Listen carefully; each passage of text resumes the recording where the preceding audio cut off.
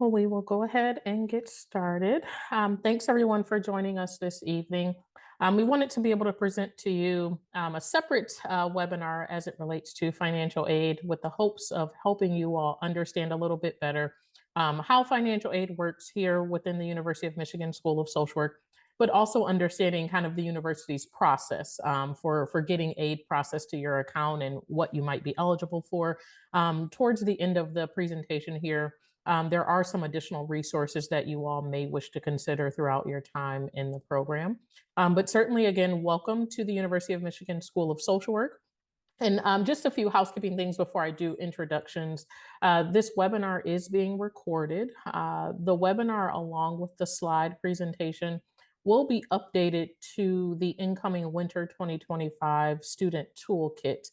So if there's any information that you need to reflect back to towards the end, you're more than welcome to view the recording. Probably within the next few days here, it should be added to the website. And then certainly if you all have any questions as we go through the webinar, you are more than welcome to drop a question in the chat. You're more than welcome if at any point, if you'd like to unmute yourself, it's, kind of a fairly informal session here. And I know there won't be a lot of us, so please feel free to unmute yourself if there's anything that we can clarify.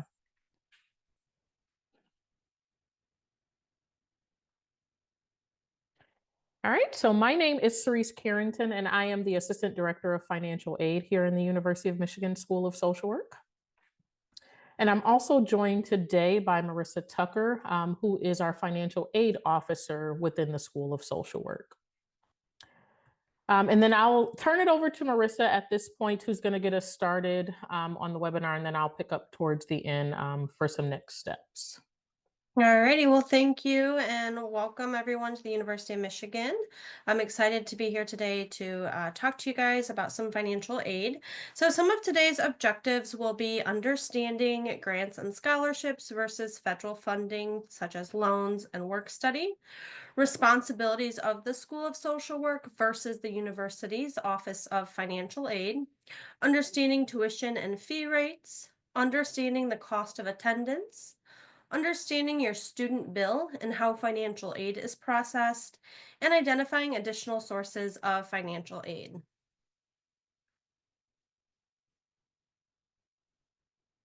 So when it comes to financial aid, our students are eligible to apply for both scholarships and grants, as well as federal financial aid. As far as the scholarships and grants are concerned, many have been awarded scholarships and grants through the School of Social Work, such as the Michigan Scholarship, the Opportunity Grant, the Dean's Mission Scholarship, the MSW Tuition Award, possibly various other development and or donor fund awards, many of which are awarded at the time of admissions, and then some of you may have been awarded a special program award as well.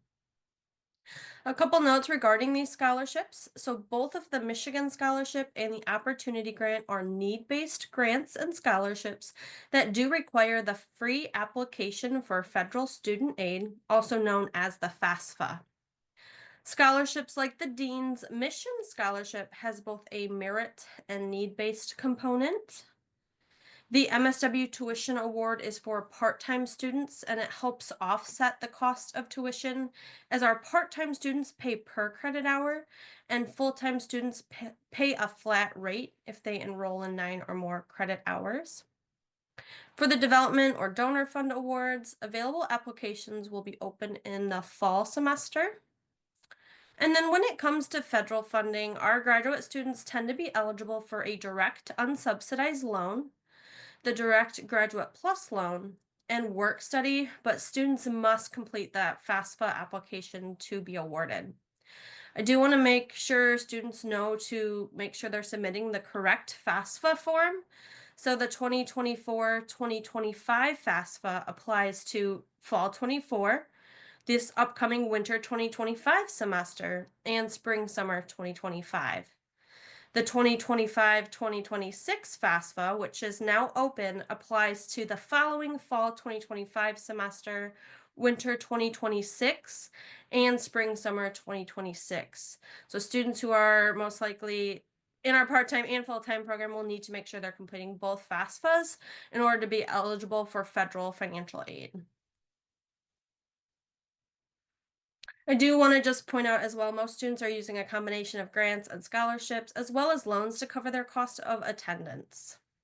So, as far as financial aid responsibilities, our MSW students will work with two different offices during their time here in the program regarding financial aid.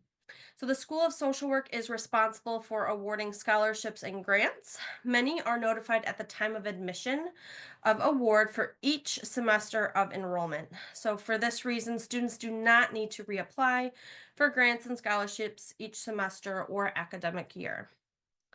We do try to simplify things for students so they know what their grant and scholarship package looks like so students can evaluate their need for federal funding. And the university's Office of Financial Aid handles all of the federal awarding, which includes federal loans and work study. Students will be notified of awards per academic year, which includes fall and winter semesters. Students will also be notified of spring summer awards in the winter semester after students register for their spring summer courses. Most students receive the exact same financial aid package every semester as long as they do submit that FAFSA application for each academic year. So, for students enrolling in this upcoming spring summer semester, they can expect the same awards each semester, including the direct unsubsidized loan and work study. The university's Office of Financial Aid also processes the FAFSA application and they do budget increases, which I'll go over in more detail in a few slides. It is important to know which office to contact regarding your questions. The university's Office of Financial Aid may not know the specifics of the School of Social Work grants and scholarships, while the School of Social Work may not be able to answer questions specific to the processing of FAFSA.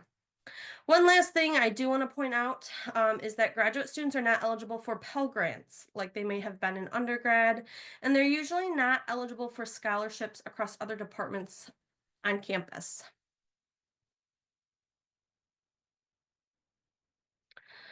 So, now to get into more of the federal funding, our graduate students are eligible for three sources of federal funding. Again, this is if students submit their FAFSA application. So again, as I mentioned, students are eligible for the direct unsubsidized loan by submitting the FAFSA. This loan is not need-based. So students are eligible for $20,500 per academic year. This breaks down to about $10,250 per semester. There is a loan fee, so just keep that in mind. Students enrolled in the spring summer semester are also eligible for that direct unsubsidized loan, but again, it will not show in Wolverine Access or you will not be able to view it until after you register for those spring summer courses. And the interest rate is currently 8.08%, and this is fixed over the lifetime of the loan. The student is responsible for interest that accrues from the time the funds are dispersed. Interest rates may increase for loans in future academic years. As I mentioned, this loan does have an origination fee. It is currently 1.057%. So this essentially will come out of the loan, which means only $10,142 will pay out onto the student's account. The federal government sets rates and fees each year, and those are subject to change. Again, the student is responsible for all of the interest that accrues on this loan from the moment that it disperses onto your account. Students may have had the subsidized loan in undergrad. Again, this is the unsubsidized loan, and students are responsible for the interest that accrues. Students are also eligible for that direct Graduate Plus loan. However, a separate application is required and can be submitted through studentaid.gov. This loan does require students to complete a FAFSA application and is used for students who may need additional funding to cover tuition and cost of living. The maximum amount a student can borrow is the cost of attendance determined by the university minus any other financial aid received, which includes things like scholarships, grants, loans, or work study. I will discuss this later in a little bit more detail. Students, again, who are enrolled in the spring summer semester are eligible for a Graduate Plus loan.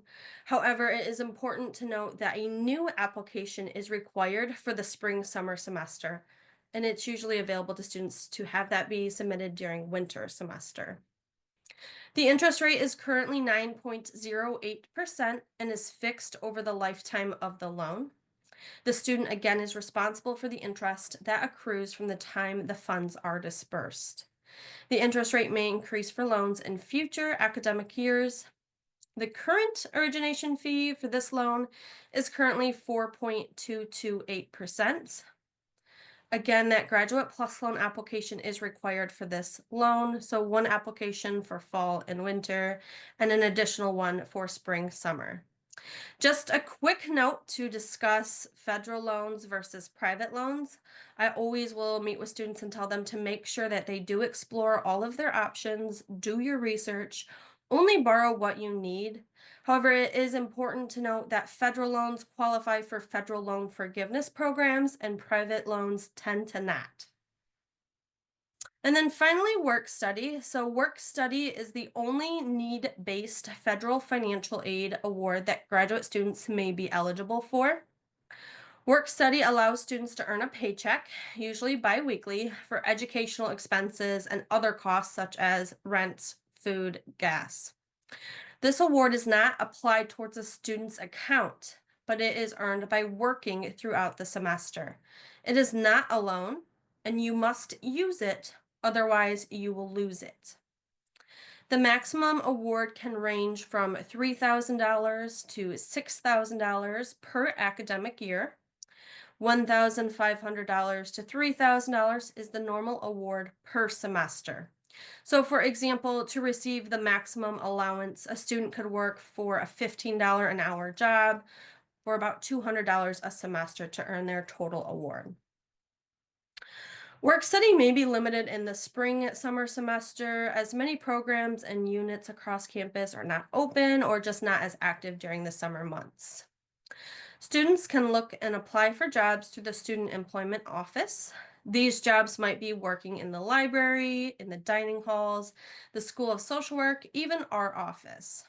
I will mention there are options available for students who would like to search for remote positions.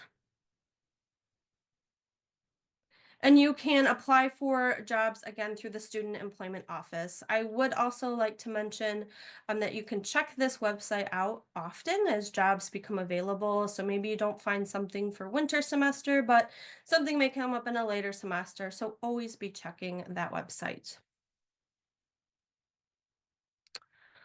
So next we're going to discuss tuition and fee rates. So I do want to give a quick disclaimer before I get too into these slides, as I know we probably have a mixture of part-time and full-time students joining us today.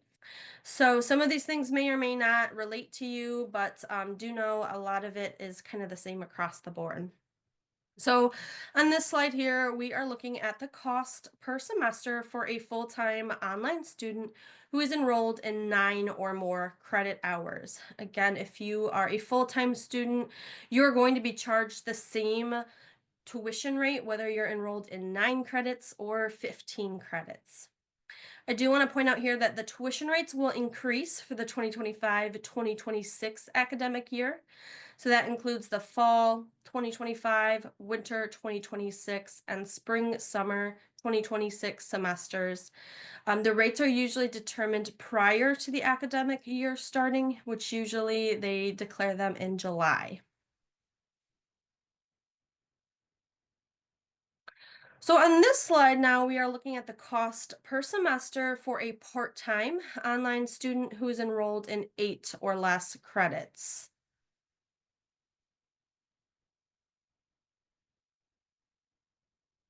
I see the question in the chat here, and I do want to just touch upon that. So if the tuition increases, will our financial aid offer stay the same?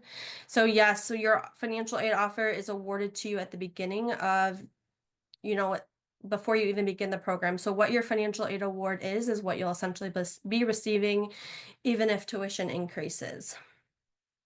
You are welcome. So again, oh, just to go back. So I think I was still talking about the part-time status. So again, it is our students in the part-time program are charged a per credit.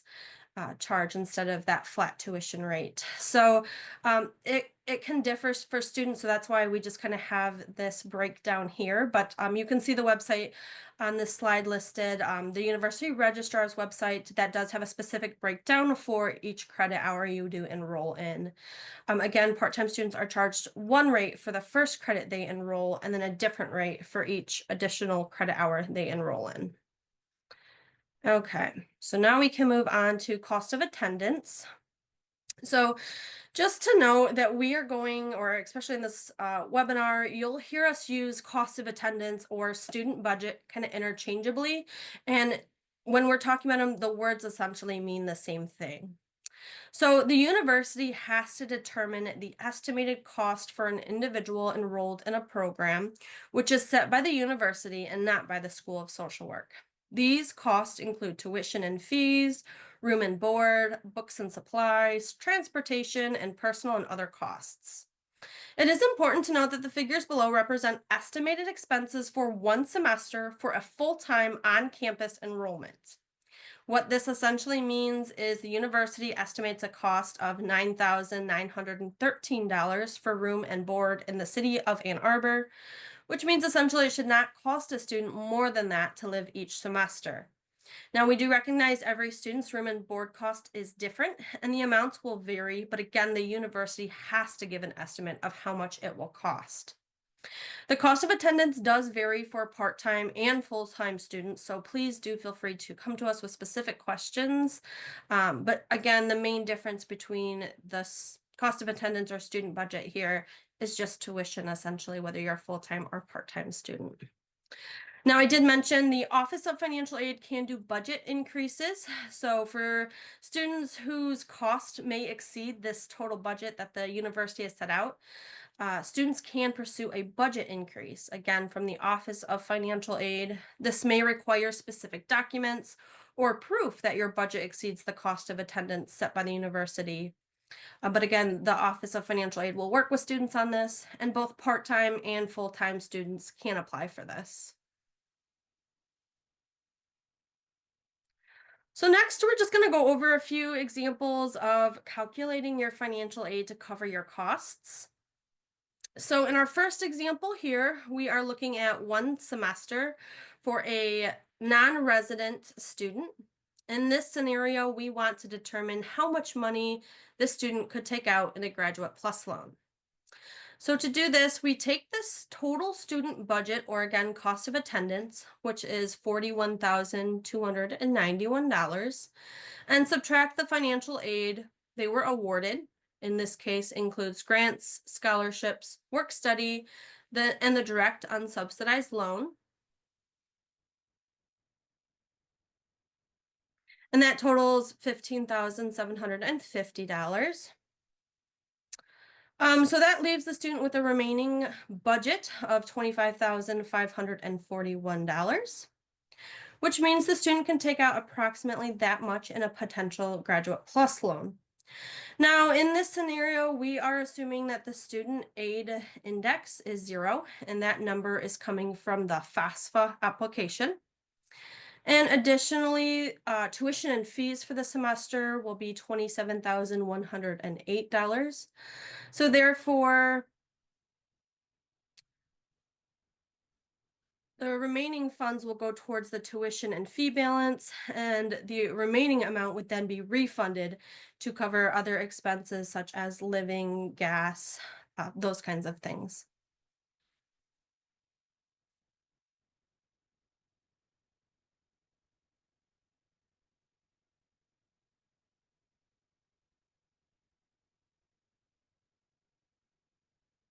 Okay, so in our second example here, again, we are looking at one semester for a non-resident MSW student to see what their refund might be.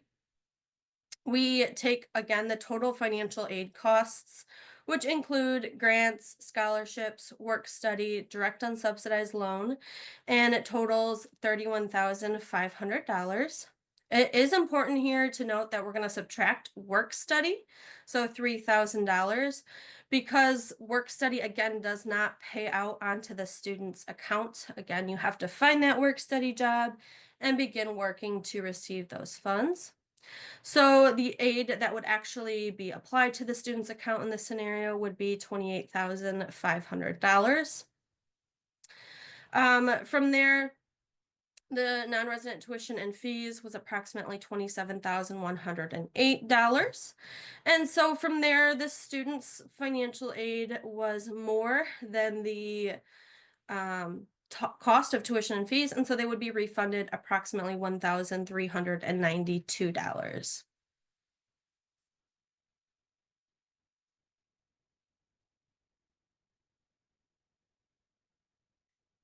And then finally, this example demonstrates a student who has a balance after their financial aid has been applied to their account. So in this scenario, the student is a resident of Michigan in our MSW program.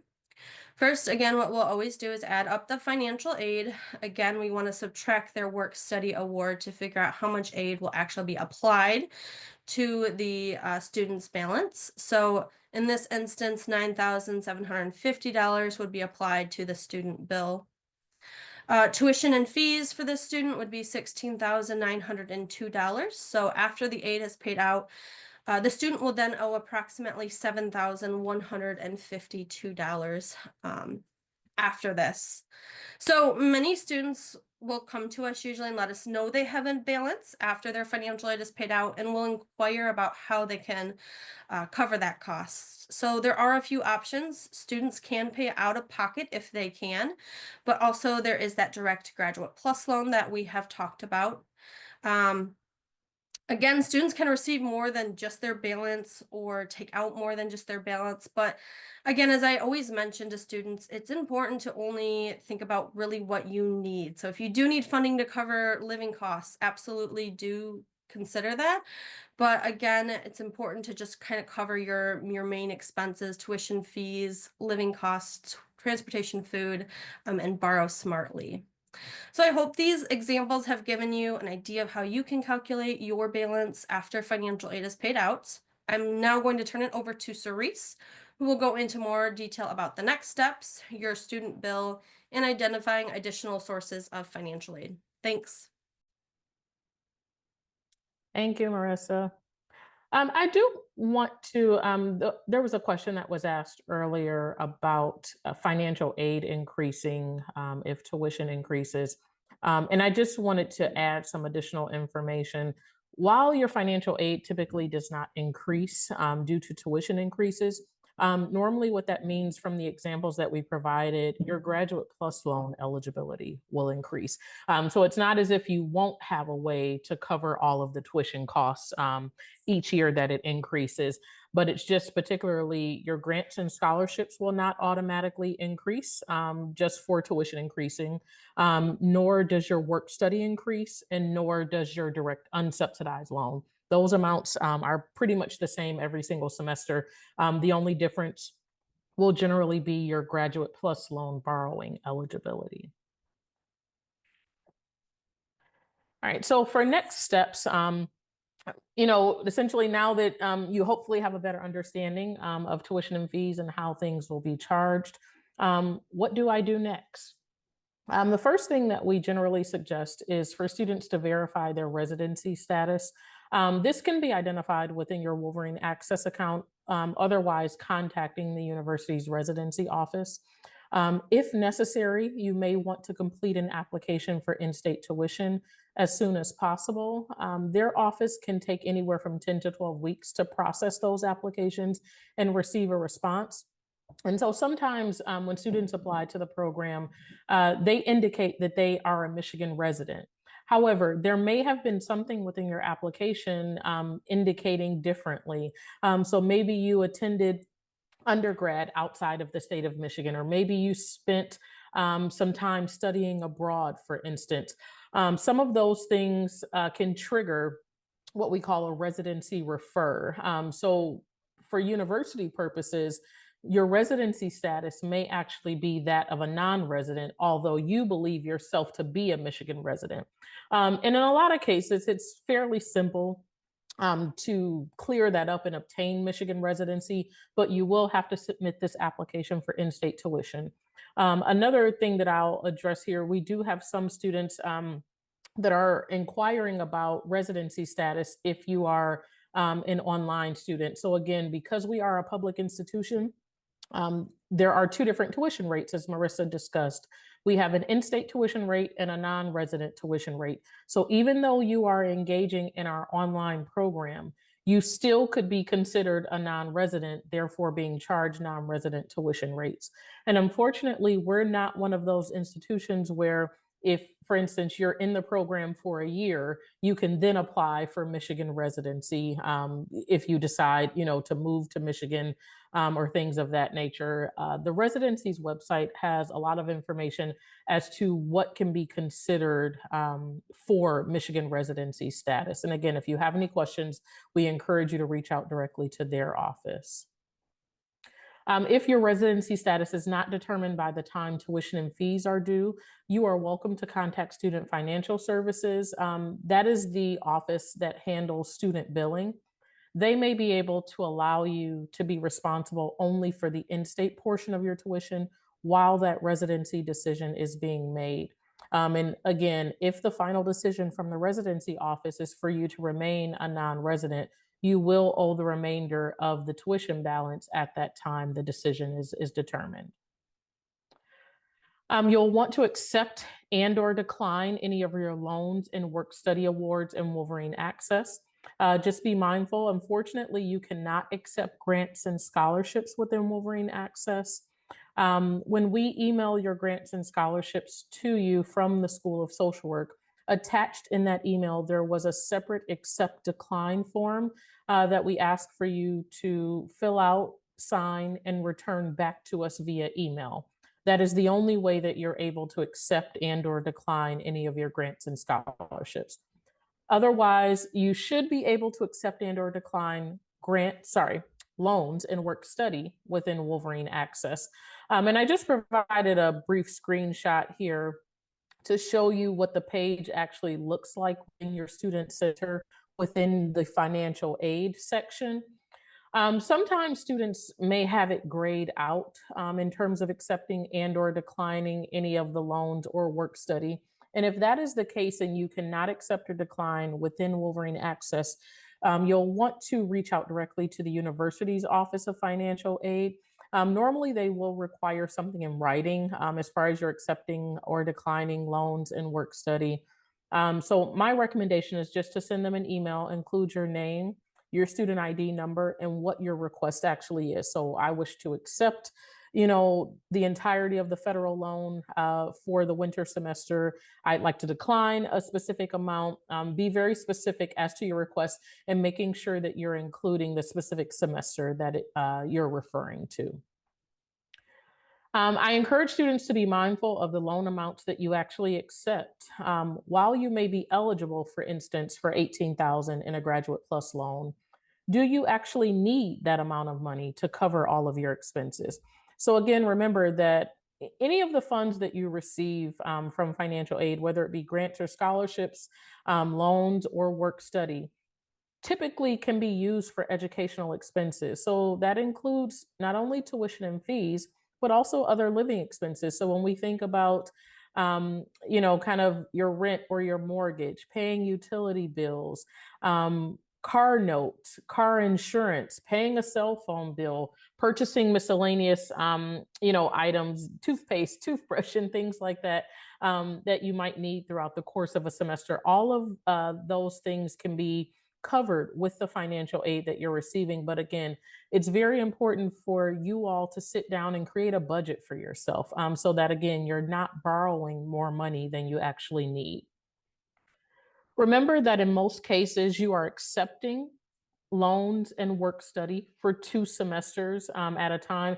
This is not entirely applicable to you all this year as you're starting in the winter semester, but just be mindful as you go into fall of 2025. Normally, the aid is packaged fall and winter. So even, for instance, if you are borrowing a Graduate Plus loan. In most cases, unless you, kind of specify this in that loan application, you're going to be borrowing for fall and winter, which means that if you request to borrow $18,000, they're typically going to split that amount in half. So 9,000 would be awarded in the fall semester, the other 9,000 would be awarded in the winter semester. And again, if you need to make any adjustments to the amount that you accept in a given semester, you can always send an email to the university's Office of Financial Aid. It's generally important to make these adjustments prior to the semester beginning, in all actuality, prior to any funds being dispersed to your student account. And we'll talk about that in just a moment.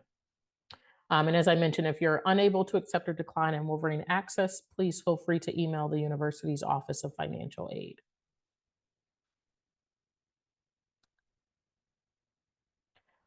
As I discussed, accepting or declining grants or scholarships by completing that accept decline form that was emailed to you. You'll also want to make sure to complete any applicable master promissory note or entrance counseling for your direct loan. So, whether it be for the unsubsidized loan or Graduate Plus loan that you decide to borrow. You can verify if these documents are needed within Wolverine Access, normally within the Documents tab at a certain point prior to the beginning of the semester. You'll be notified that one, if not both of those documents are needed. And typically, you would only need to complete them once during your entirety.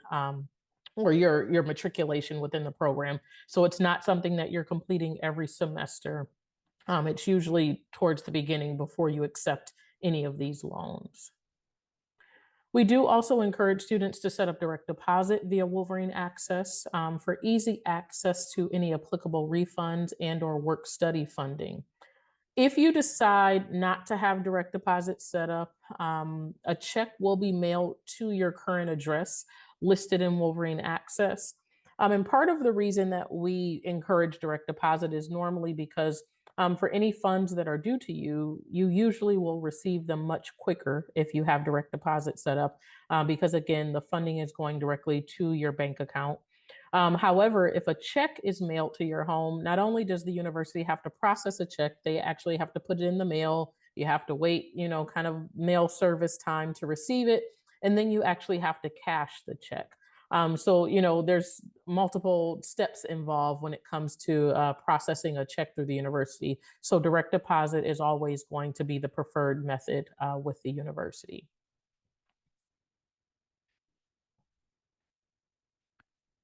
So understanding your student bill. So you likely do not have a bill in your Wolverine Access account, but typically once students register for classes, within probably about a month after, you'll start to see charges, and fees in your student account. And most students should have an invoice within their Wolverine Access account on or around January the 7th. And keep in mind, all of these dates that we're providing moving forward are coming from either the university's Office of Financial Aid or Student Financial Services with these timelines. So they may not be, hard and fast, which is why, I'm trying to stress on or around January the 7th. But the student invoice will include tuition and fees, any university on campus housing charges. And then also, you might see within that invoice a separate section titled pending aid. So, again, typically when you receive your invoice, you're only going to see what you've been charged. You won't see any of your grants or scholarships or your loans post to your account to reflect off of that tuition and fee balance that you might have. But what you will tend to see is a pending aid section, which will show you any of the grants and scholarships that you've received and any loans that you have requested to borrow that at another point in time will then actually be applied to your tuition balance. Unfortunately, Graduate Plus loans will not show as pending aid. Graduate Plus loans will just simply post to your account at the applicable time. Aid, Cerise, do you mind if could I ask a quick please. question? Absolutely. Where do I find the invoices and direct deposit on Wolverine Access? Yep. So let me go back. I'll address direct deposit first and foremost. And so in your Wolverine Access account, and I'm trying to remember it off the top of my head because your side of Wolverine Access may look a little bit different from what we see on the administrative side, but you should have a section in your student center, either titled payroll as listed here on the screen, or it might be titled employee services or compensation, something having to do with payments, if you will. I don't know if they've changed it, as they have changed kind of layout with Wolverine Access, but there should be a section, something around the lines of employment or payroll. And once you click on that link, you are able to click on the direct deposit link. And yes, so Marissa did provide in the chat here. So yeah, so there is a tile that should say payroll. I couldn't remember what exactly it said. And then to address your second question about where do you see the invoice? Normally, when you go into your student center, you should actually see, like on that very front page, once an invoice is generated, what your current student charges are. And there'll be an area that you can click on to see additional detail, which will then take you to all of your student invoices. But otherwise, normally when invoices are generated on a student account, you will receive an email that should then direct you to that invoice. But yeah, so you won't be able to see anything now because no invoices have been created or generated, but at least for direct deposit, you should have the ability now to go in and set that up. Great, thank you. You're very welcome. And so financial aid will automatically be applied to your student bill. Scholarships and grants, as well as unsubsidized loans, again, will automatically be applied on or around December sorry, I take that back. Only scholarships and grants will be applied on or around December the 20th. Federal loans will be applied no sooner than December 29th. And when we get this posted, I'll make that correction. I caught myself trying to update those dates based upon updated information from the university's Office of Financial Aid. So again, grants and scholarships, as long as you have accepted them, will be applied on or around December 20th. And then federal loans, so the direct unsubsidized loan and any Graduate Plus loans will be applied no sooner than December the 29th. And so as you start to see your pending aid identified in your student account, and again, on or around the 29th, when most aid should post, we do encourage you to verify that all of your awards are enough to cover your costs identified within the student bill. And so again, if your tuition and fees is going to be around $17,000, making sure that you have enough financial aid to cover that cost. And if you don't, what are your plans to cover that remaining balance? So do you need to take out a Graduate Plus loan? Are you planning to pay any portion out of pocket? Making sure that you have a plan to tackle any remaining balance. I do want to make a note that normally going into a semester with a balance is, not anything detrimental. You will still be able to attend classes. You will still, have access to all of the systems. The only thing when a student continues to carry a balance, one, you will be unable to register for classes for future semesters. Ultimately, if you continue to have a student balance, you will be unable to receive your actual degree at the end of your time in the program. And the other thing to be mindful of is that late fees incur for every 30 days, essentially that tuition and fees remain unpaid, or any other university charges, such as if you're staying on campus, for instance.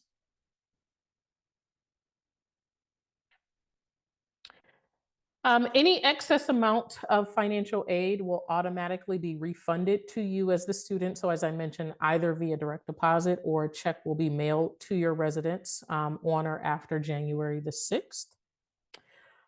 For students residing in university housing, housing fees are billed to the student account monthly. And it is the student's responsibility to make monthly payments to the university. So we do encourage students to consider taking any refund and making one lump sum payment towards your housing costs, so that you remember every month that you need to pay this bill so that you don't encounter any late fees or perhaps miss making a payment. The student bill or student charges for winter 2025 will be due on January the 31st. So even though classes start in early January, tuition and fees for winter of 2025 is not actually due until January the 31st. So payment should be made to the university by this date only if the total awards are not enough to cover the entire student bill. So again, if the financial aid that you're receiving is not enough to cover your tuition and fees, you are responsible for making any remaining payment by January the 31st. For some students, this may mean that not all aid may have been applied to your account by the time that the bill is due. And so I encourage you not to worry. Sometimes students get their invoice and then decide, hey, I think I need to apply for a Graduate Plus loan. And it could take, a little bit of time once you submit a Graduate Plus loan application to actually get all of that process through the university's Office of Financial Aid.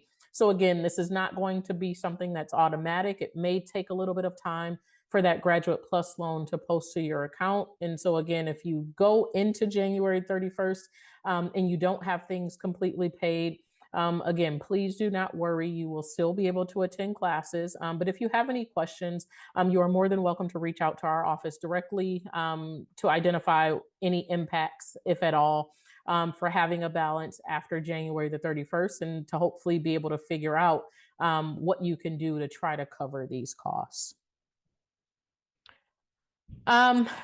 Another important note that I want to make, particularly for part-time students, if registration adjustments are made after you have been billed for the semester, or even after you have received a refund, you want to verify that you do not now owe money to the university. So for instance, let's just say most of you probably have registered for the winter semester. And let's just say you are scheduled to register for 10 credits.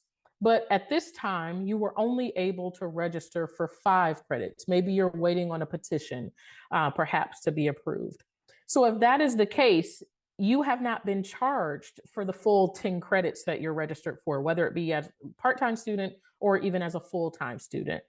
And so sometimes we have students making registration adjustments after student invoices are generated, which means that there will be changes to your charges on your student account.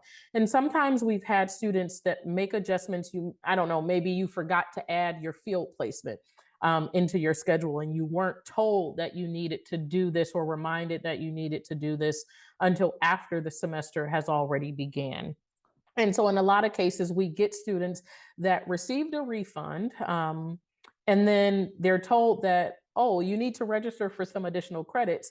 Thereby, you might encounter some additional charges on your account, meaning now that that refund technically should be used to pay the money you owe for the tuition and fee purposes.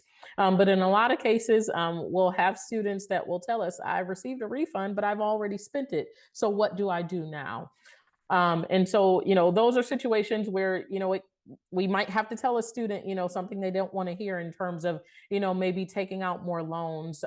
There's not always resources to be able to help students through those situations. So again, verify prior to receiving any refund and actually spending any refund that all of your charges have been covered. Another note for part-time students, it's a little bit tricky to kind of offer through this webinar. Sometimes it's more helpful if we can maybe communicate with you directly one-on-one. But there are some cases where we have had students receive an overpayment of federal loans to their account. And a lot of it has to do with your registration, being a part-time student. However, the university automatically will view you as a full-time student. So when we think about that cost of attendance that Marissa discussed early on in the webinar, your cost of attendance charges may actually be different if you're a part-time versus a full-time student. And so sometimes we've seen students receive more money than they actually should have received only to be told midway through the semester, you owe $5,000 to the university, for example. And we oftentimes will receive phone calls from students a bit panicked in that the university is telling me I owe them $5,000, but I don't have $5,000 to pay back to the university.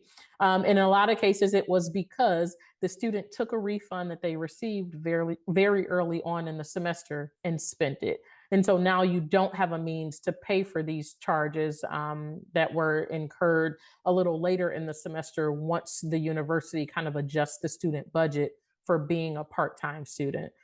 So in a nutshell, and I know I've just said a mouthful, but in a nutshell, we do encourage you before spending any refund, particularly if you're a part-time student, to hold on to that money until you verified that your student budget has been adjusted for being a part-time student. And I do believe that the university's Office of Financial Aid is trying to rectify these types of situations. I just have not received confirmation that they're going to be doing it again this winter, although it's highly unlikely that they won't. But normally, what happens is if a student, a part time student rather, requests to borrow a Graduate Plus loan, they will withhold processing that plus loan to your student account until after what's called the drop add deadline midway into the semester, allowing for your student budget to adjust itself based upon your credit enrollment as a part time student. And so normally their office has sent out an email to basically state, hey, we're going to delay processing your plus loan until after the drop add deadline. In that regard, their hope is to try to prevent students from being overpaid and therefore being told that they owe thousands of dollars midway through the semester. Otherwise, you can fill out a form to have the university's Office of Financial Aid go ahead and process your plus loan before that drop add deadline. And normally they will work with you to figure out your cost of attendance to make sure that you're not receiving any type of overpayment. But I just want you to be mindful that these scenarios actually have happened. So, again, any refunds that you receive before spending it, you may just want to do your due diligence within your student account to verify that what you have received is actually what you should have received. Working while in the program, many students in the full-time program hold part-time jobs. Normally, we say about 10 to 20 hours per week is usually feasible for full-time students. We'll always say we do not generally recommend working full-time and engaging in our program full-time, mainly because of the curricular implications. We usually find that it's a bit difficult for students to work full time and engage in classes that oftentimes are taking place during the day, during the week. And from a field placement perspective, most field placements will require you to be available during the day, during the week to accommodate those field placement hours. Naturally, part time students, because the part time program is an evening and weekend program, that usually makes it more feasible for individuals to work full time while in the program. As Marissa mentioned earlier, most of our students that complete the FAFSA and are eligible for need-based aid are receiving a work study award. Um, Work study positions typically are on campus jobs.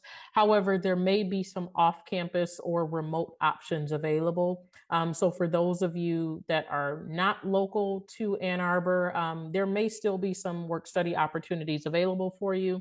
Another avenue that I always encourage students to explore, excuse me, from a work study perspective is engaging in research with faculty.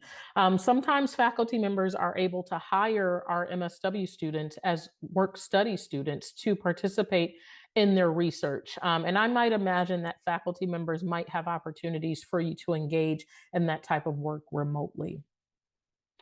Again, work study is available for full-time and part-time students. You must be registered for at least 4 credits in a given semester to be eligible for work study.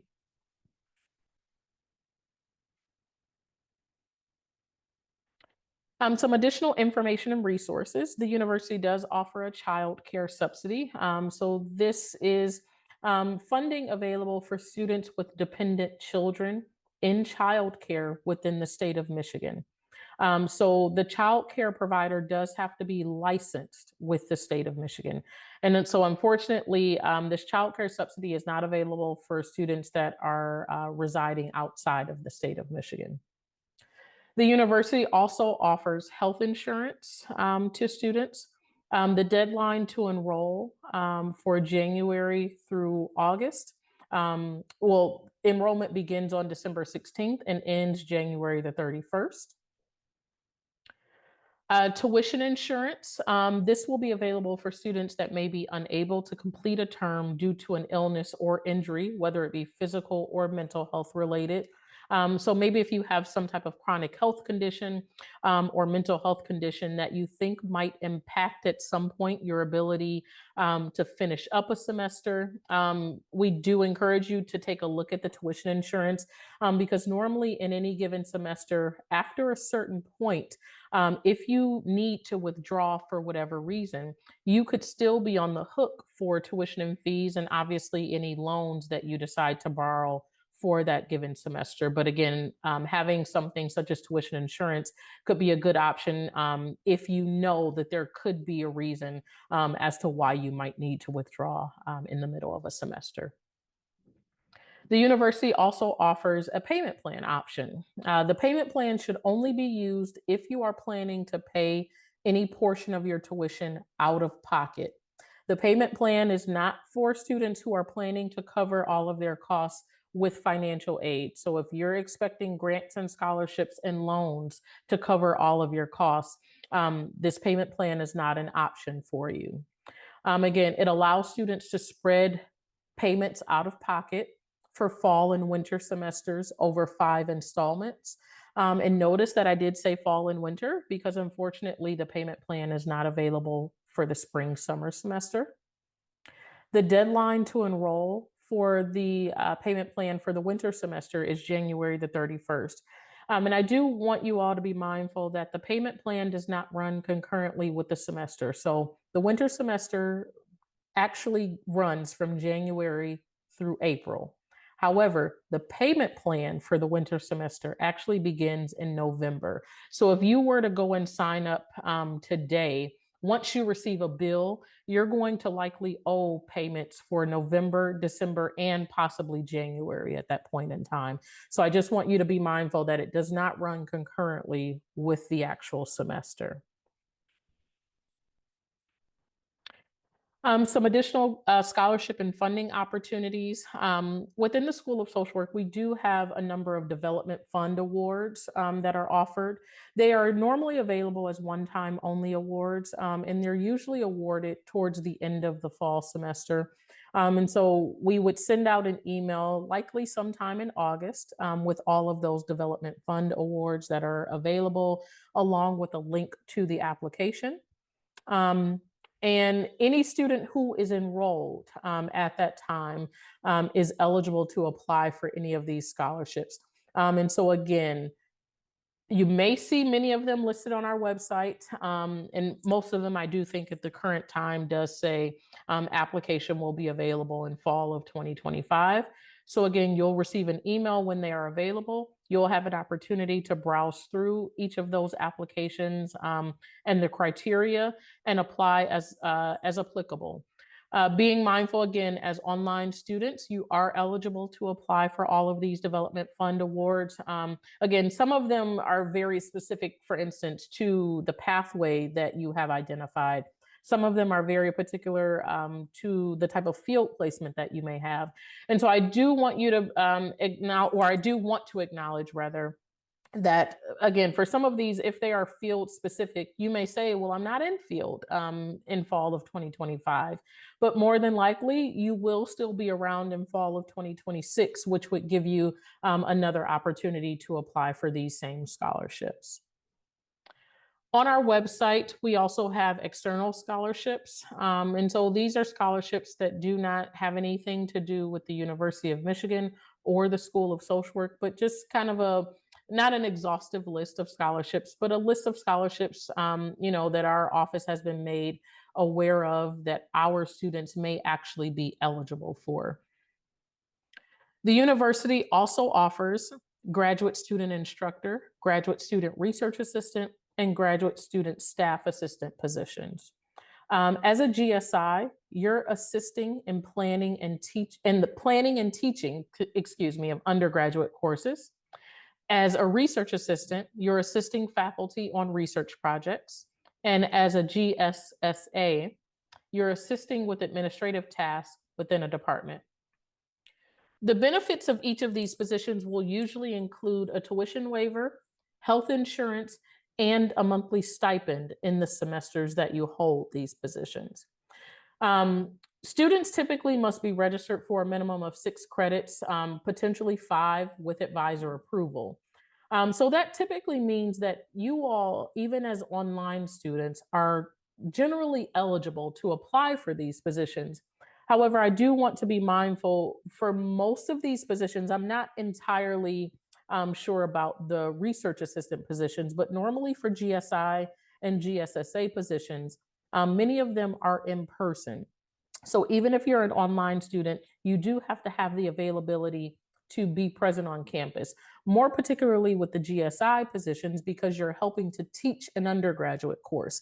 There are not a lot of online courses, excuse me, at the undergraduate level. And so these typically would require you to be available every time that that undergraduate course actually meets. You can find available positions on the university's careers website. Um, when you go to the website, there is a drop down option that says career interests. And if you select the option that says graduate students, you'll be able to see all of the available positions. Keeping in mind, much like Marissa mentioned earlier with the work study positions, we do encourage you to check this site regularly throughout your time in the program, because even though you might not see anything available for the winter semester, there may be more opportunities available come fall of 2025. These types of positions tend to be a bit more limited in the spring summer semester just because there's not a lot of classes, not a lot of administrative work going on during the spring summer months. But again, definitely check this site regularly. And I do believe that there's an opportunity for you to sign up for email reminders. So anytime a new posting gets added, you will be notified to check that site. And ultimately, that is the information that we have to provide to you today for financial aid. So I've provided my contact information along with Marissa's information. We also have the general financial aid email address, our office phone number. And again, just as a reminder, Marissa and I usually serve as the 2 individuals in our office that are providing financial aid counseling to students. We're able to assist you with budgeting and money management. So, it's not very often, or at least that I get these. I don't want to speak for Marissa. But, every now and again, I do get students that will come in with, a list of line items in terms of their expenses. So, Cerise, can you help me figure out how much money I need going into the semester based upon the expenses that I've laid out for myself? We're also able to help with student loan repayment options along with student loan forgiveness options as well. And we normally conduct a webinar on student loan repayment and student loan forgiveness options every semester. And so we usually encourage students to check out that webinar in the semester that you're graduating so that the information is a bit fresher on your mind as you embark upon starting to repaying those loans and entering into any potential loan forgiveness programs.